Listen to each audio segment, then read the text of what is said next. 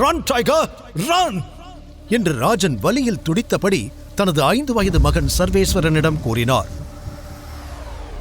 சில நிமிடங்களுக்கு முன் சென்னையில் உள்ள பெசன்ட் நகர் பீச் ரோட்டில் அதிவேகமாக சீறி பாய்ந்து சென்றது ஒரு ஃபாரின் கார்.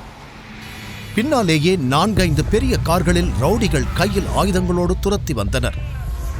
அவர்களிடம் மாட்டிக்கொள்ளாமல் லாவகமாக காரை ஓட்டினாலும் திடீரென எங்கிருந்தோ வந்த புல்லட் ஒன்று ராஜனின் கையை பதம் பார்த்துவிட அதிவேகத்தோடு கடற்கரை லேம்ப் போஸ்டில் மோதி நிறுத்தினார். துரத்தி வந்த ரவுடிகள் அவரை சுற்றி வளைத்தனர். இனி தப்பிப்பது கடினம் என்று புரிந்து கொண்ட ராஜன் எப்படியாவது மகனை மட்டுமாவது காப்பாற்றிவிட துடித்தார். தன் கையில் அணிந்திருந்த புலி முத்திரை பதித்த மோதிரத்தை கழட்டி சர்வேஸ்வரனின் சட்டை பாக்கெட்டுக்குள் திணித்தார்.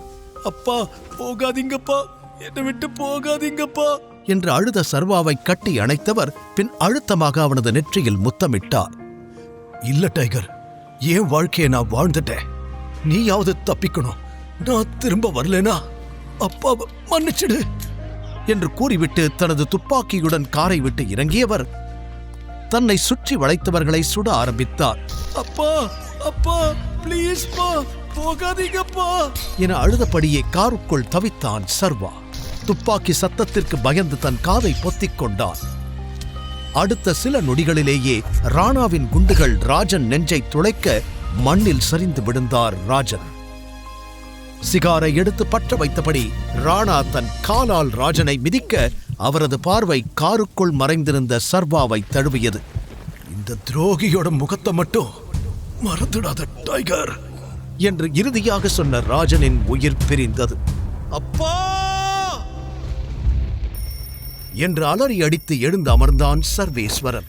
வியர்த்து போயிருந்த தன் முகத்தை துடைத்துக் கொண்டான்.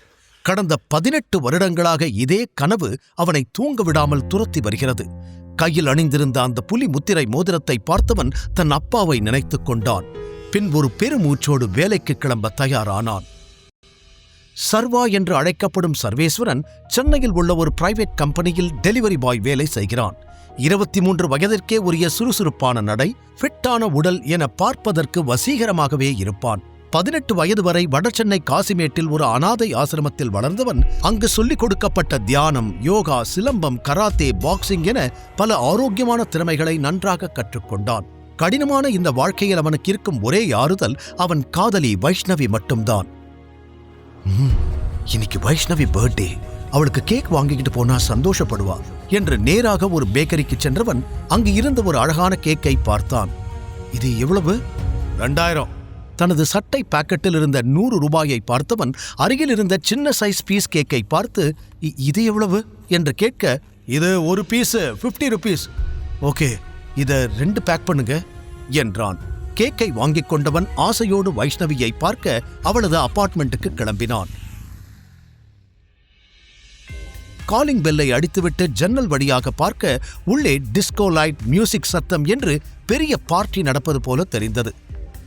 சில நொடிகளில் அல்ட்ரா மாடர்ன் ஸ்டைலில் கிளாமராக டிரெஸ் அணிந்திருந்த வைஷ்ணவி கதவை திறந்தாள். அதுவரை அவளை அப்படி பார்த்திராத சர்வா காண்பது அனைத்தும் உண்மைதானா என்ற குழப்பத்தோடு வைஷ்ணவியை பார்த்தான். சர்வா டெலிவரி பாய் டிரெஸ்ஸில் இருப்பதை பார்த்ததும், யாருடே மறுபடியும் கேக் ஆர்டர் பண்ணது என்று ஒருத்தி கேட்க, ஏய் உனக்கு தெரியாதா, இவன் தாண்டி வைஷ்ணவியோட லவ்வர், ஆனா சார் ஒரு டெலிவரி பாயாவும் இருக்காரு என்று இன்னொருவள் கேலியாக சொல்லி சிரிக்க வைஷ்ணவியின் முகம் சிரித்து போனது. சர்வாவும் அவமானத்தில் குறுகி நின்றான். அப்போது பின்னாலிருந்து, ஹே வைஷு பேபி என்று ஒரு 25 வயது ஆண் குரல் கேட்க சர்வா திரும்பினான். கையில் ஒரு காஸ்ட்லி கிஃப்ட் பாக்ஸுடன் நின்று கொண்டிருந்த ஆகாஷ் சர்வாவை கண்டுகொள்ளாமல் அவனை தாண்டிச் சென்றான். வைஷ்ணவியின் விரல்களில் ஒரு டைமண்ட் ரிங்கை மாட்டிவிட்டு ஹாப்பி பர்த்டே டார்லிங் என்று கட்டி அணைத்து வாழ்த்து கூறினான். அவனை தடுக்காமல் சிரித்துக் கொண்டே கட்டி அணைத்த வைஷ்ணவி, இதுக்கு மேல நடிக்க முடியாது என்று மனதிற்குள் முடிவெடுத்தாள். ஹேய் லிசன் எவ்ரிவன், இனிமே ஆகாஷ் தான் என்னுடைய பாய் ஃப்ரெண்ட், லவர் எல்லாம், இந்த டெலிவரி பாய் சர்வா இல்ல, ஓகே என்று சத்தமாக சொன்னவள் ஆகாஷை தோளோடு தோள் அணைத்துக் கொண்டாள். சர்வாவின் தலையில் இடி விழுந்தது போல பெரும் அதிர்ச்சி. வைஷு, நீ என்ன பேசிக்கிட்டு இருக்க, எதுக்காக இப்படி எல்லாம் பண்ற என்று அதிர்ச்சியுடன் அவன் கேட்க, அவளை வேற என்னடா பண்ண சொல்ற, உன்ன மாதிரி ஒரு பிச்சைக்காரன் கூட வாழ்க்கை முழுக்க இருந்து கஷ்டப்பட சொல்றியா? அதான் சொல்லிட்டா இல்ல, கிளம்பு என்று ஆகாஷ் நக்கலாய் சொன்னான். அனைவரும் சத்தமாக சிரிக்க சர்வாவின் முகம் கோபத்தில் சிவந்தது, கைகள் முறுக்கேறியது. அடுத்த நொடி அவன் விட்ட பஞ்சில் ஆகாஷின் மூக்கு உடைந்து ரத்தம் கொட்டியது. அவன் ஆ என கத்தி வலியில் துடிக்க கையில் வைத்திருந்த கேக்கை வைஷ்ணவியின் முகத்தின் மீது வீசி எறிந்தவன், சீ, நீ எல்லாம் ஒரு ஆளுன்னு உன்னை போய் சின்சியரா லவ் பண்ணேன் பாரு, என்ன சொல்லணும் என்று கூறியவன் அங்கிருந்து கிளம்பிவிட்டான். வெளியே வந்தவன் நேராக வைன் ஷாப் சென்று அனைத்தையும் மறப்பதற்காக கடகடவென குடிக்க ஆரம்பித்தான்.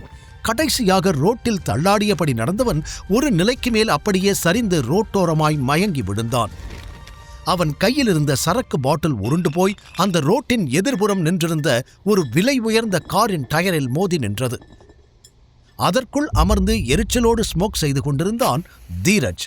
பணக்கார வீட்டு இளைஞனான அவன் சீப்பான சந்தோஷத்திற்காக எந்த எல்லைக்கும் செல்லக்கூடியவன். இந்த வேதிக்காவை என்ன பண்றதுன்னு புரியலையே. ஃபேமிலி பிசினஸ்ல நாளுக்கு நாள் அவளோட கை ஓங்கிட்டே இருக்கு.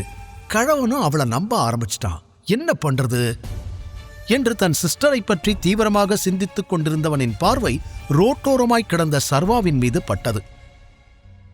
அடுத்த நொடியே ஒரு திட்டத்தை போட்டு மனதிற்குள் சிரித்தவன் தனது நண்பர்களிடம், அவனை தூக்கிடுவாங்கடா என்று சொன்னான். 2 பேர் அவனை தூக்கி தீரஜின் காருக்குள் பின்சேட்டில் போட்டனர். நேராக ஒரு ஸ்டார் ஹோட்டல் முன்பு வந்து நின்றது தீரஜின் கார். சர்வாவோடு அவனது நண்பர்கள் காரிலிருந்து இறங்க, ரூம் நம்பர் 396, இவனை அங்க போட்டுட்டு வாங்க. டேய், மறக்காம இவன் ட்ரெஸ் எல்லாம் 65 வயது மதிக்கத்தக்க கம்பீரமான ஒரு நபர் கோட் சூட்டில் நரைத்த பெரிய மீசை தாடி கையில் ஸ்டிக்குடன் அந்த ரூமிற்குள் நுழைந்தார். அவர் பெயர் அதியமான்.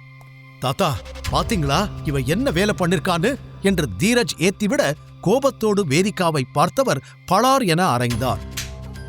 எப்பேற்பட்ட குடும்பத்துல பிறந்துட்டு என்ன வேலை பண்ணிருக்க நீ என்று அவளை திட்டியவர் அருகிலிருந்த சர்வாவை முறைக்க, சார், நீங்க நினைக்கிற மாதிரி நான் எந்த தப்பும் பண்ணல என்று சற்று தயக்கத்துடன் அவன் ஏதோ சொல்ல வர, என்னடா பண்றதெல்லாம் பண்ணிட்டு நல்லவன் மாதிரி நடிக்கிறியா? டேய், இவனை அடிங்கடா என்று தீரஜ் சொல்ல அவனும் அவனது நண்பர்களும் சர்வாவை அடிக்க ஆரம்பித்தனர். நிறுத்துங்க என்று கத்திய அதியமான் சர்வாவின் சட்டையை பிடித்து இழுத்தார். யாருடா நீ? எவ்வளோ தைரியம் இருந்தா எங்க வீட்டு பொண்ணு மேல கை வச்சிருப்ப என்று கத்தினார். சர்வா பதில் பேச முடியாமல் தடுமாறி நிற்க உடனே அதியமான், எப்ப இப்படி ஒரு தப்பு நடந்துச்சோ இதுக்கு மேல இதை இப்படியே விட்டா சரி வராது. 2 பேருக்கு உடனே கல்யாணம் பண்ணி வச்சிடணும். தீரஜ், நாளைக்கே அதுக்கான ஏற்பாட்டை பண்ணிடு. இனி இவன் தான் நம்ம குடும்பத்தோட மாப்பிள, வேதிகாவோட புருஷன் என்று அழுத்தமாக கூற வேதிகா அதிர்ச்சியில் மலைத்து நின்றாள்.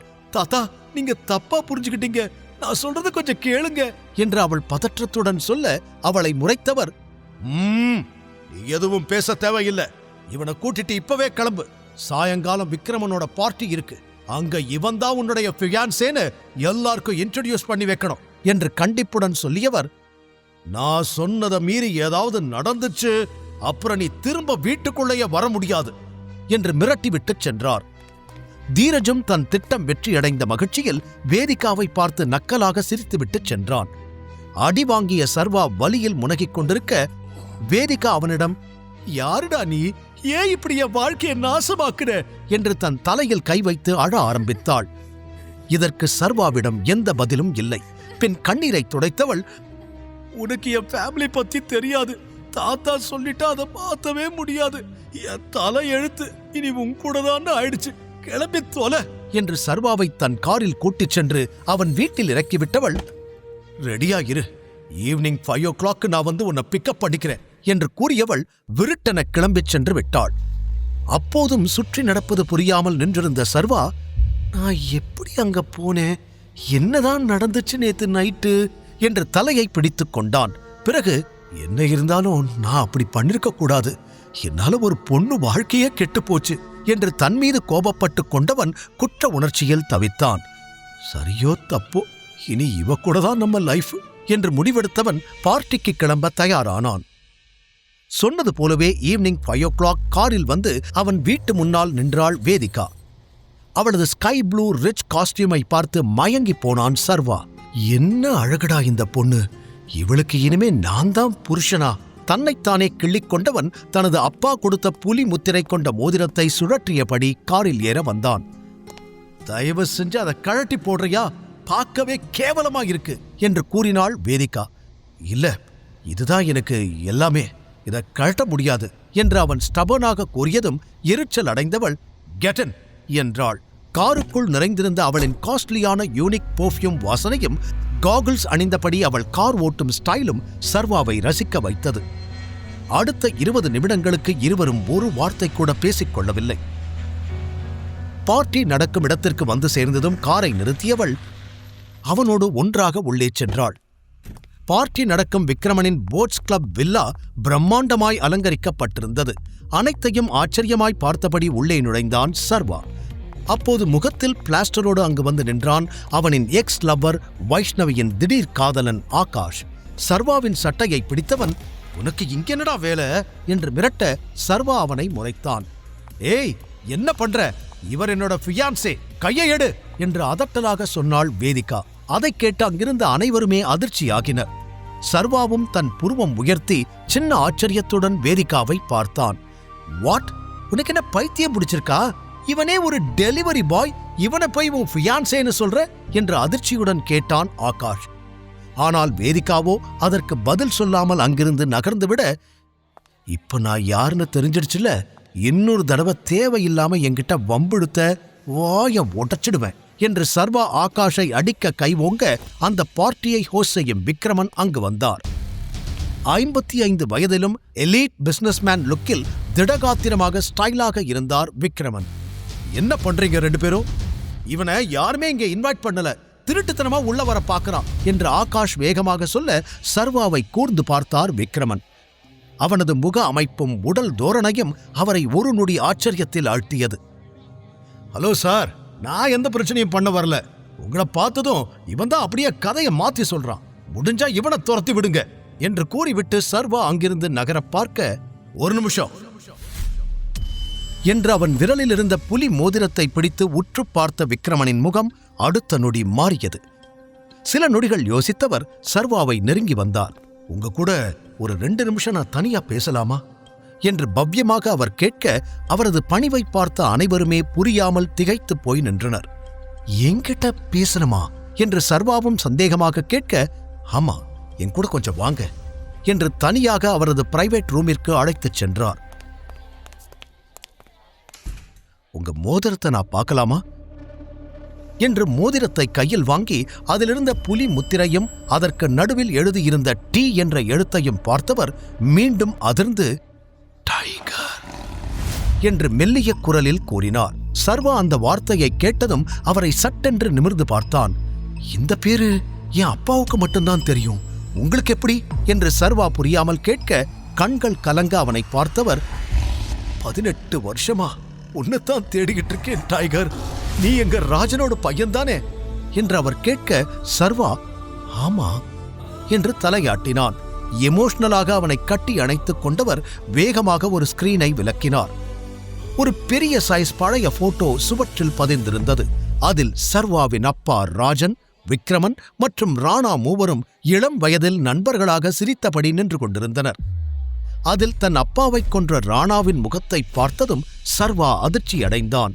இந்த துரோகியோட முகத்தை மட்டும் மறந்துடாத டைகர் என்று அவன் அப்பாவின் இறுதி வார்த்தைகள் அவன் காதுகளில் மீண்டும் ஒலிக்க, கோபத்தில் அவன் முகம் சிவந்தது. தன் உணர்ச்சிகளை கட்டுப்படுத்திக் கொண்டான். என் பேரு விக்ரமன், உன் அப்பாவோட உயிர் நண்பன். உன் அப்பா, நான், ராணா, நாங்க 3 பேரும் சேர்ந்துதான் இந்த H&T பிசினஸ் சாம்ராஜ்யத்தை உருவாக்கணும். ஆனா இதோட வெற்றியில பெரிய பங்கு உங்க அப்பாவோடதுதான். இதுக்கு நீதான் ஒரே வாரிசு டைகர் என்று அவர் கூற, இன்னும் அதிர்ச்சியில் உறைந்தான் சர்வா. வெளியே இருந்து பார்க்கிறப்போ இது ஒரு நார்மலான பிசினஸ் கம்பெனியாதான் தெரியும். ஆனா அண்டர்வேர்ல்ட்ல இதுக்கு இன்னொரு முகம் இருக்கு, ஹவுஸ் ஆஃப் டைகர்ஸ் என்று அவர் சொல்லச் சொல்ல சர்வாவுக்கு தன் அப்பாவின் ஆபத்தான வாழ்க்கை அப்போதுதான் புரிய ஆரம்பித்தது. நம்ம நாட்டுல இருக்கிற அரசியல்வாதிகள், செலிபிரிட்டிஸ், பெரிய பெரிய பணக்காரங்க எல்லாம் நம்ம கம்பெனி பேரை கேட்டாலே பயத்துல நடுங்குவாங்க. உன் அப்பா ராஜன் வச்சதுதான் சட்டம், அதை யாராலையும் மீற முடியாது. ஆனா உன் அப்பா நல்லவர். சட்டத்துக்கு புறம்பா நாங்க சில வேலைகள் செஞ்சாலும் அது எல்லாமே கஷ்டப்படுற மக்களுக்காகத்தான். உன் அப்பா இறந்ததுக்கு அப்புறம் இங்க எல்லாமே மாறி போச்சு. அதுவரைக்கும் நம்மளை பார்த்து பயந்து ஒளிஞ்ச நிறைய பேர் நமக்கு எதிரிகளா உருமாற ஆரம்பிச்சாங்க. அதுல நம்மளோட மிகப்பெரிய எதிரியே ஆதிசேஷன் தான். அவனும் பல வருஷமா உன்னை தேடி கண்டுபிடிச்சு எப்படியாவது கொலை பண்ணணும்னு தான் வெயிட் பண்ணிக்கிட்டு இருக்கான். உன் அப்பா பண்ண புண்ணியத்துல இத்தனை வருஷமா நீ அவங்கிட்ட இருந்து தப்பிச்சிட்ட என்று விக்ரமன் ஒரே மூச்சில் பிளாஷ்பேக்கை சொல்ல சர்வா நிதானமாக கேட்டுக்கொண்டிருந்தான். இப்போ ராணாவோட மகன் சூர்யா தான் நம்ம பிசினஸ மொத்தமா பார்த்துக்கிட்டு இருக்கான். ஆனா நீ திரும்பி வந்துட்டதால இன்னையிலிருந்து நீ தான் இங்க எல்லாமே. இந்த கம்பெனியோட மொத்த கண்ட்ரோல் உன் கைக்கு சீக்கிரமே வந்துடும். இந்த நாளுக்காகத்தான் நான் இவ்வளவு நாள் வெயிட் பண்ணிக்கிட்டு இருந்தேன். உன் அப்பா கூட வேலை பார்த்த மாதிரியே இனி உன் கூட வேலை பார்க்க போறது எனக்கு ரொம்ப சந்தோஷமா இருக்கு. Yes, the tiger has returned என்று உணர்ச்சி வேகத்தில் விக்ரமன் அவனை கட்டி அணைத்துக் கொள்ள சர்வாவின் உலகம் ஒரே நாளில் தலைகீழாய் மாறி இருந்தது. போட்டோவில் சிரித்தபடி இருந்த தன் அப்பாவையே பார்த்தபடி கண் கலங்கி நின்றான். தன் நிலையை எண்ணி பார்த்தான்.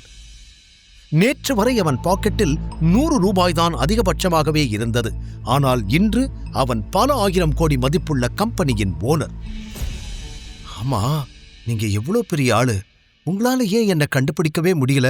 நீங்க கொஞ்சம் முயற்சி பண்ணியிருந்தா எப்பவோ என்னை கண்டுபிடிச்சிருக்கலாமே என்று சர்வா விக்ரமனிடம் சூசகமாக கேட்டான். ஒருவேளை விக்ரமனும் ஏதாவது சதி செய்கிறாரா என்ற டவுட் அவனுக்கு வந்தது. அவனுக்கு யார் மீதும் இப்போது நம்பிக்கை வரவில்லை.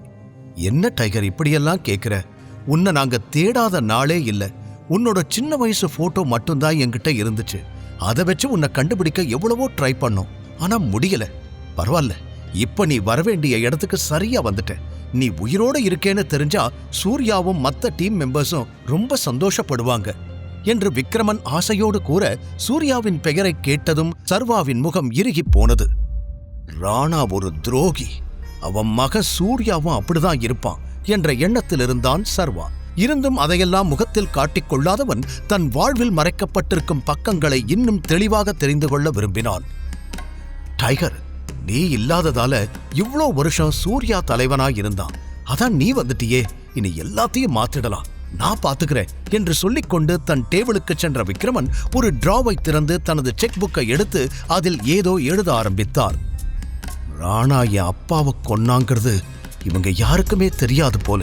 அதனாலதான் அவர் பையன் சூர்யாவை தலைவனாய் இருக்க விட்டுருக்காங்க. இதை இன்னும் டீடைலா தெரிஞ்சுக்கணுமே என்று யோசனை செய்தான் சர்வா. அப்போது அவன் முன்னால் அந்த செக்கை நீட்டினார் விக்ரமன். அதில் 50 கோடி என்று எழுதப்பட்டிருந்தது. சர்வா அதிர்ச்சியோடு அவரை பார்க்க, இதை இப்போதைக்கு வச்சுக்கோ டைகர், நீ மறுபடியும் தலைவனா மாறுற வரைக்கும் இது உன்னோட செலவுக்கு யூஸ்ஃபுல்லா இருக்கும் என்று சொல்லி அதை அவன் கைகளில் தர, சர்வா பதிலேதும் கூறாமல் அதை வாங்கி தனது பாக்கெட்டில் வைத்துக் கொண்டான். நிமிடங்களில் தலைகீழாய் மாறிப்போன தனது வாழ்க்கையை அவனாலேயே நம்ப முடியவில்லை.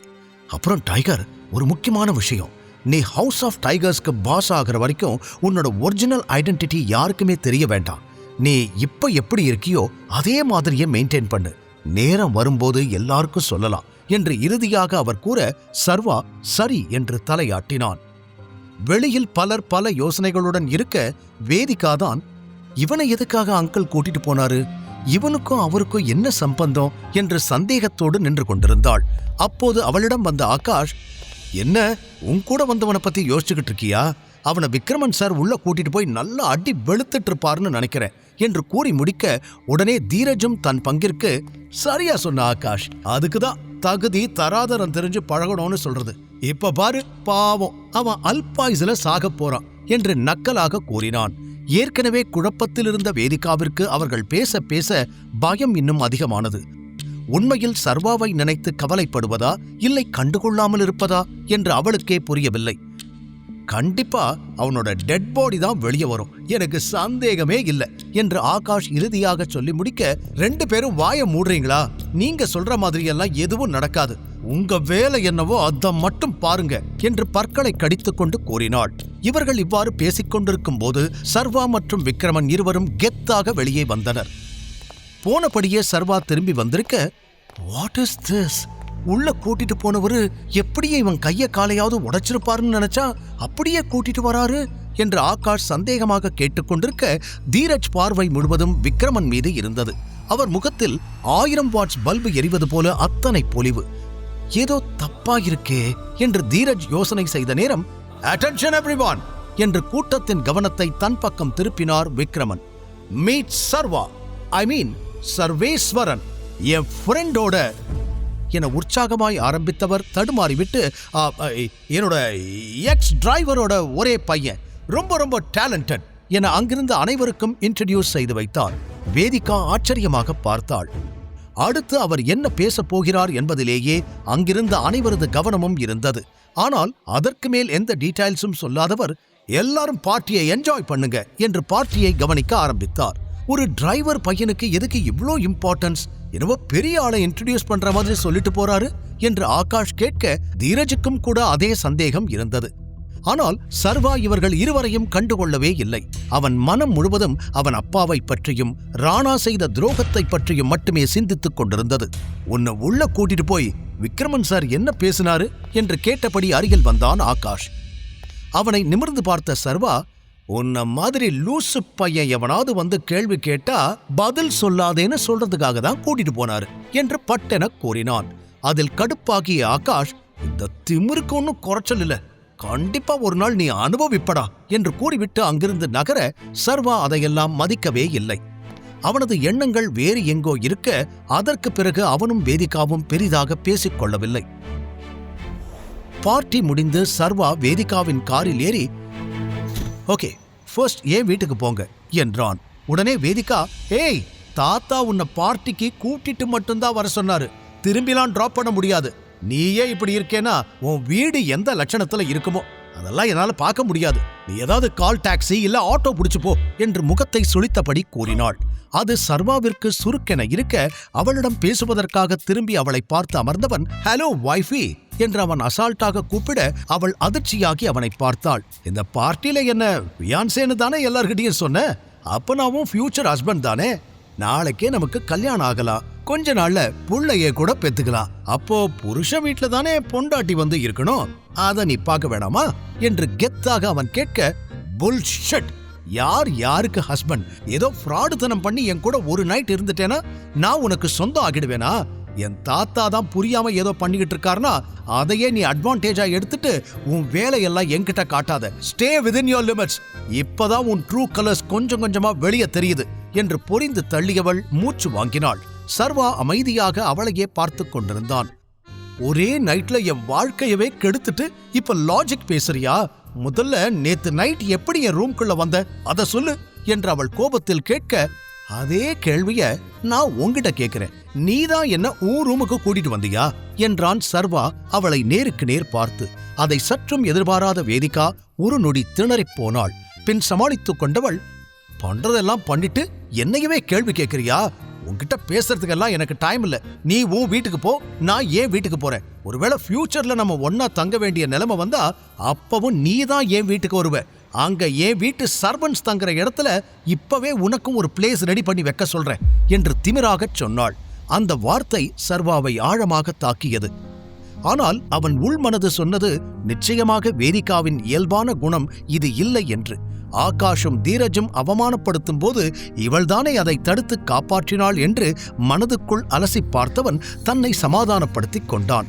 பின் சிறிது நேரத்தில் அவள் இறக்கிவிட்டு சென்றுவிட வெறுமையான தன் ஹவுசிங் போர்டு அறையை பார்த்தவன் மனதிற்குள் சொல்ல முடியா பல எண்ணங்கள் ஓடியது. அடுத்த நாளும் வழக்கம் போல கனவு கண்டு தூக்கத்தில் அடித்து பிடித்து எழுந்தான் சர்வா.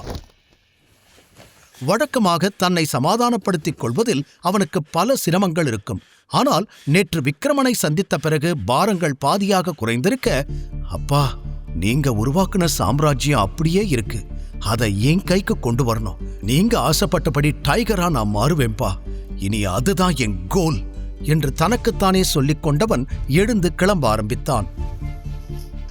அப்போது அவனுக்கு ஒரு அழைப்பு வந்தது.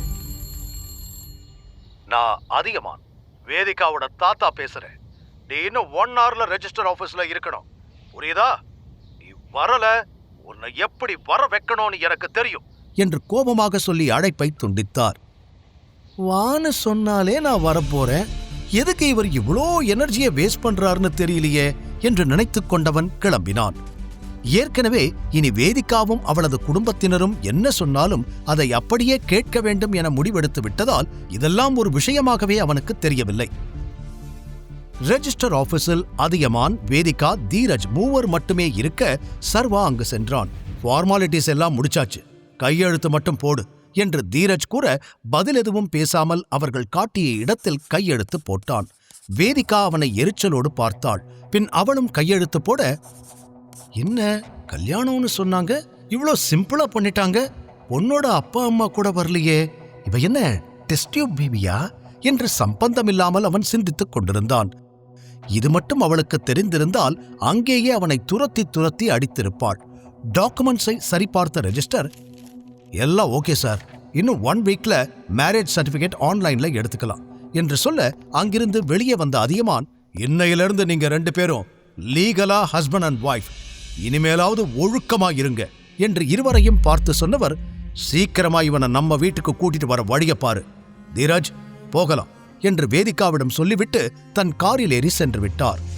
அவனை திரும்பி ஒரு லுக் விட்ட வேதிகாவும் எதுவும் சொல்லாமல் அங்கிருந்து கிளம்பிவிட, என்னடா நடக்குதுங்க, மஞ்சள் தண்ணி ஊத்தி ஆட்டை வெட்டுற மாதிரி வர சொன்னாங்க, கையெழுத்து போட சொன்னாங்க, கல்யாணம் முடிஞ்சிடுச்சுன்னு எல்லாரும் கிளம்பி போயிட்டாங்க, டெலிவரி பாயா இருந்த எனக்கு இப்படி ஒரு இன்ஸ்டன்ட் மேரேஜ் நடக்கும்னு கனவுல கூட நினைச்சு பார்த்தது இல்லையே, என்னவோ போடா, இன்னும் என் வாழ்க்கையில நான் என்னென்னலாம் பார்க்கணுமோ என்று தனக்குள் புலம்பியவன் அங்கிருந்து கிளம்பினான். பின் அடுத்த அரை மணி நேரத்தில் தான் டெலிவரி பாயாக வேலை செய்யும் ஆபீஸுக்கு வந்து சேர்ந்தான். அவன் காரிடாரில் நடந்து கொண்டிருந்த நேரம், ஹலோ பிஸி டெலிவரி பாய் என்று பின்னாலிருந்து ஹரீஷ் கத்தும் சத்தம் கேட்டது. ஹரீஷும் அவனோடுதான் வேலை செய்கிறான். ஆனால் அவனுக்கு வேலை செய்வதை விட சர்வாவை மட்டம் தட்டி பேசுவதுதான் ரொம்ப பிடிக்கும். எனவே என்ன விஷயம்னு சொல்லு என்று பேச்சை கத்தரித்தான் சர்வா.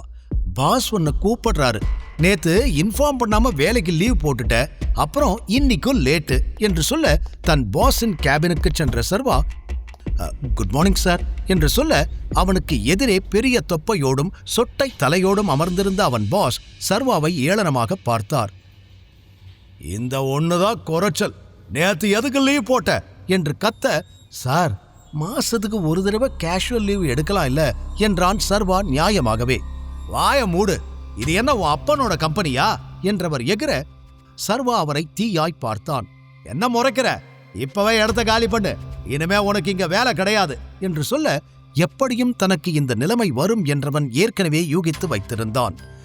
ஆகாஷுக்கு அவனுடைய பாஸை நன்றாகவே தெரியும். அதனால்தான் தன் வேலை போகிறது என்று புரிந்து கொண்டவன், சரி நான் போறேன், ஆனா அதுக்கு முன்னாடி இந்த மாசம் நான் பார்த்த வேலைக்கான சம்பளத்தை கொடுங்க என்று கேட்க அவன் பாஸ் மேலும் கோபமாகி, அப்படியா, அப்ப கொஞ்ச நேரம் பொறு, உன் சம்பளத்தை இப்பவே கொடுத்துடுற என்று அழுத்தி கூறியவர் அங்கிருந்த பெல்லை தட்ட அடுத்த நிமிடம் உள்ளுக்குள் தடிதடியாக 4 பவுன்சர்கள் வந்தார்கள்.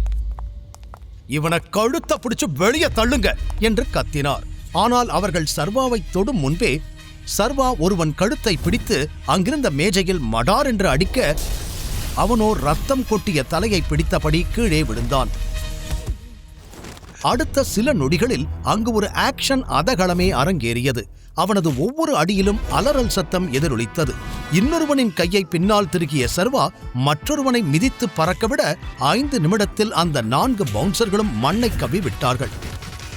கையிலிருந்த ரத்தத்தை உதறிய சர்வா, என்னோட சம்பளம் என நேராக பாஸிடம் கையை நீட்ட அவரோ வேர்த்து போய் டிராயரில் வைத்திருந்த 25,000 ரூபாய் பணத்தை எடுத்து தர சர்வா வெடுக்கென்று புடுங்கிக் கொண்டான்.